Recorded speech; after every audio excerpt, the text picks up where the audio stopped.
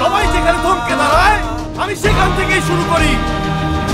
বাংলাদেশ সেনাবাহিনী দেশ ও বিশ্বের কাছে মাথা উঁচু করে কথা বলা একদল যোদ্ধা, দেশের সার্বভৌমত্বের রক্ষাকর্তা, বিপদে সাধারণ মানুষের ভরসার নাম। তবে সেই নামকেই একটি মহল বদনাম করতে উঠে পড়ে লেগেছে, আর সেই পালে বুঝে না বুঝে হাওয়া দিচ্ছে অনেকেই। কিন্তু সেনাবাহিনীকে বিতর্কিত করা কি শুধুই একটি সশস্ত্র বাহিনীকে বিতর্কিত করা, নাকি রাষ্ট্রকেই দুর্বল করে তোলা? সেনাবাহিনী ও জনগণ মুখোমুখি করে দেওয়ার চেষ্টা রাষ্ট্রের জন্য ভয়ঙ্কর কোনো বার্তা নয় তো? আসুন এই প্রশ্নগুলোর উত্তর খোঁজার চেষ্টা করি।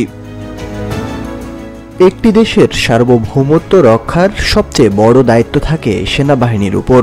দেশের যে কোনো ক্রান্তি লগ্নেই ঢাল হয়ে দাঁড়াতে হয় এই বাহিনীকে, মিশে যেতে হয় সাধারণ জনগণের সাথে। তাই দেশের ক্ষতি করতে যাওয়া ব্যক্তিরাই প্রথমে জনগণ ও সেনাবাহিনীকে মুখোমুখি করতে চায়। কিংবা সেনাবাহিনীকে জনগণের মুখোমুখি দাঁড় করিয়ে দেওয়া বা সেনাবাহিনীর সাথে একটা কনফ্লিক্ট তৈরি করা, এটা উদ্দেশ্য প্রণোদিত এবং এর পেছনে অন্য কোনো দুরভিসন্ধি আছে কিনা, এই স্ট্র্যাটেজিগুলো বা এই কথাগুলো যারা বলেছেন।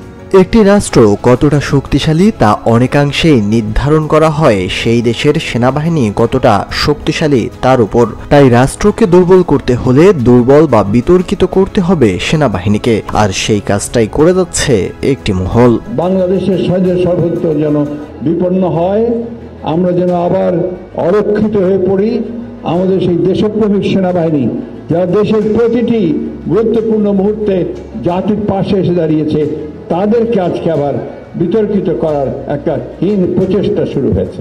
সেনাবাহিনী নির্দিষ্ট কোনো দলের নয়, নির্দিষ্ট কোনো গোষ্ঠীর নয়। সেনাবাহিনী রাষ্ট্রের, তাই সর্বদা রাষ্ট্রের সেবাতেই নিয়োজিত। অনেকেই তাদের দ্বারা রাজনৈতিক ফায়দা লুটতে ব্যর্থ হয়ে অপপ্রচার চালাচ্ছে নিয়মিত। তবে সচেতন রাজনৈতিক ব্যক্তিত্ব ও ছাত্র সমাজ এর বিরুদ্ধে ঠিকই অবস্থান নিচ্ছে। সেনাবাহিনীর প্রতি আমাদের কোনো অভিযোগ নেই, বরং চেষ্টা আমরা সেনাবাহিনীর আচরণে খুশি। সেনাপ্রধান বারবার বলে আসছে যে আমরা রাজনীতিতে হস্তক্ষেপ করবে না সেনাবাহিনী। বাংলাদেশ সেনাবাহিনীর শক্তি শুধু অস্ত্র নয়, তাদের আসল শক্তি তাদের নীতিবোধ, পেশাদারিত্ব ও জনগণের আস্থায়। আর সেই আস্থা যারা বিনষ্ট করতে উঠে পড়ে লেগেছে, তারা আর যাই হোক দেশের মঙ্গল চায় না। সেনাবাহিনীকে বিতর্কিত করলে একটা স্বাধীন দেশ বড় ধরনের ঝুঁকিতে পড়তে পারে।